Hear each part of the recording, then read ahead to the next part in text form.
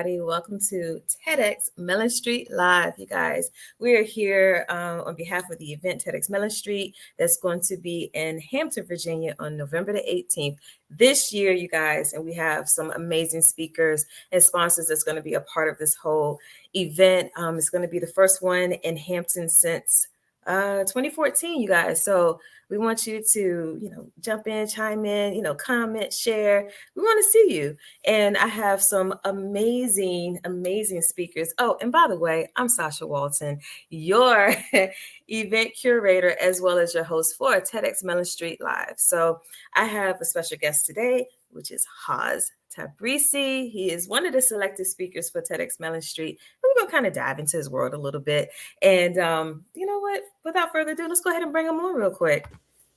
Hey, Haas, how are you? Hey Sasha, how you doing today? I'm pretty good, pretty good. It's a Saturday. It's a wonderful day already, and the week is over. It's a holiday weekend. You got any plans for the holiday? Oh, lots of stuff. Just hanging out with family. There's still some sports involved, but family time is number one for me, and being able to be around them Perfect, perfect, is perfect. exciting. Yeah.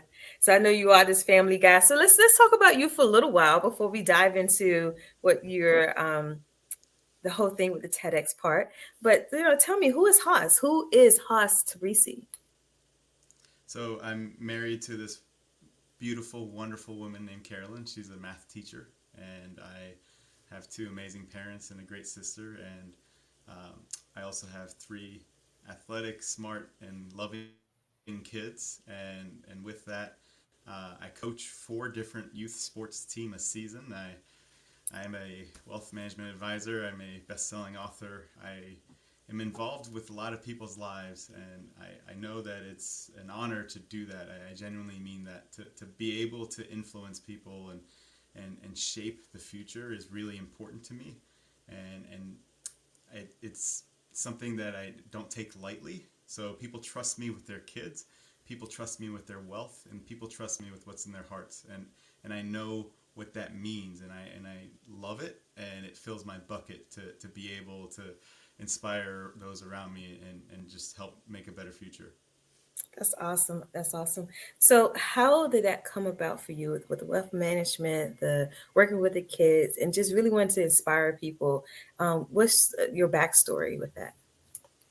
So I think a lot of it has to be my parents. So my father, he still at the age of 81 is trying to make the world a better place. And with that, my father was an educator, and he always said the investment in kids and education is really important. And so that did not go lightly on me. So I was a teacher, and that's how I met my wife. And being able to see firsthand, sometimes you as a teacher might be the first person to create confidence for your student. So to be able to unleash things inside that people haven't seen before, that is such a powerful tool. And so to do that in the classroom, to do that on the sports field or in the court, to do that with people in finances, it really has an impact. And so oftentimes people don't know how great they truly can be. So there are people out there that they show up and they get perfect exam scores. They don't have to study, or on the basketball court they learn the move right away the first time, or they're just naturally good shooters. But then there's others that have to work, and they're still not successful. And so how do you get through to everyone? So those that are truly successful, to me, I feel obligated to explain, you have this gift. You were given all these talents and skills. You have to take advantage of it. We Yeah. need to see this. We need to we need to be a part of this. We need to witness this. And if you're not going to try hard, if you're just going to sleep and don't partake in different things, then this was a wasted talent. So there's that side of it. There's people that are truly great, that others have seen the greatness. Yeah. But then the other side of it, I was a summer school teacher, and my favorite stories are the kids that were struggling in school forever, going to summer school year after year, graduating high school at 21 or 22 years old, but being able to graduate, to overcome all that adversity. Mhm. That, to me, is the most rewarding as an educator. Being able to show people hey, you weren't great right away, but you truly are full of greatness. Yeah. Yeah, that's amazing. That's awesome. To be able to inspire everyone, especially in that last part you just talked about. Regardless of how you start, you're still amazing. It's all about how you show up. It's all about how you take all of that and you make it work for the better of your own life and the lives of others.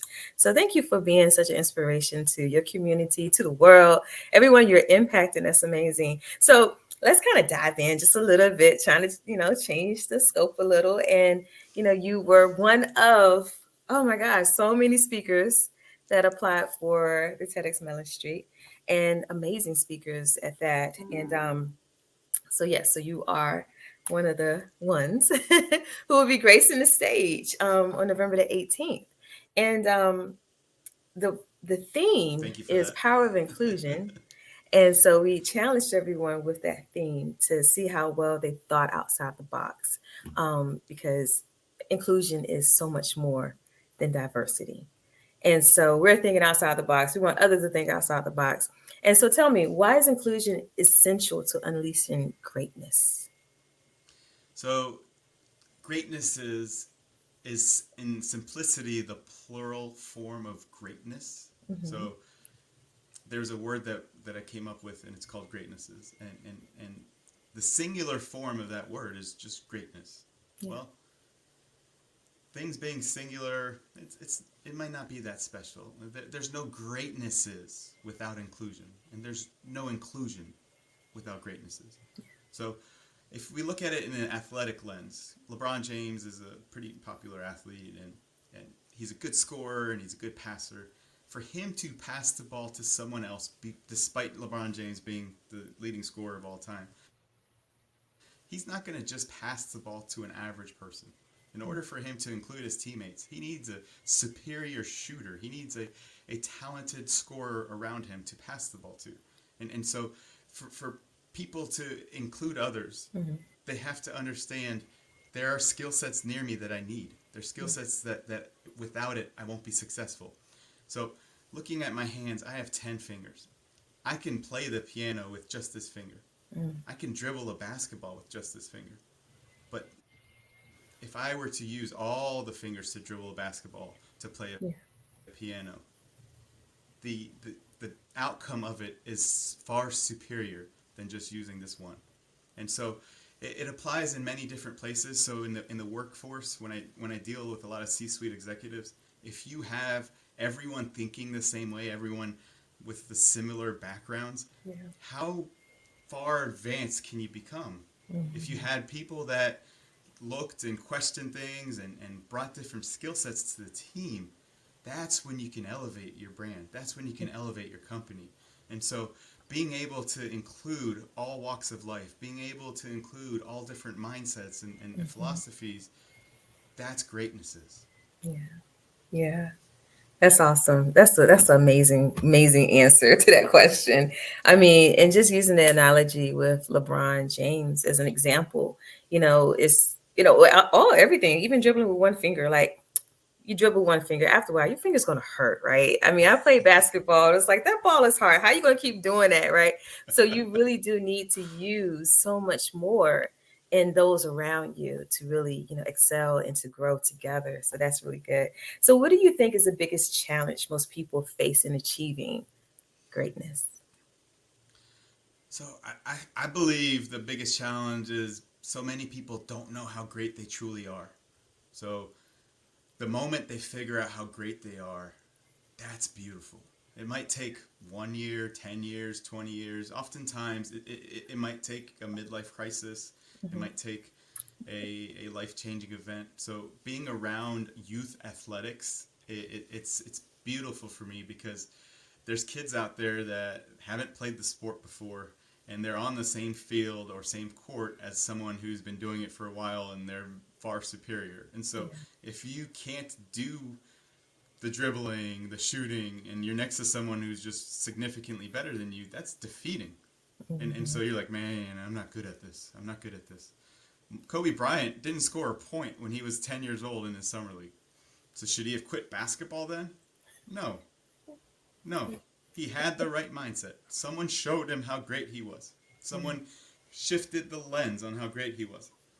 So there's people out there who's 30, 35, 40 years old. They just haven't been given the access, been Mhm. put in a situation to see how great they are. And so to me, it's understanding that we are all full of greatnesses. We're all an accumulation of greatnesses. And if we haven't been privy to that yet, I enjoy that this talk is going to come and it's going to open the eyes of people so they realize that they truly can unleash their greatnesses.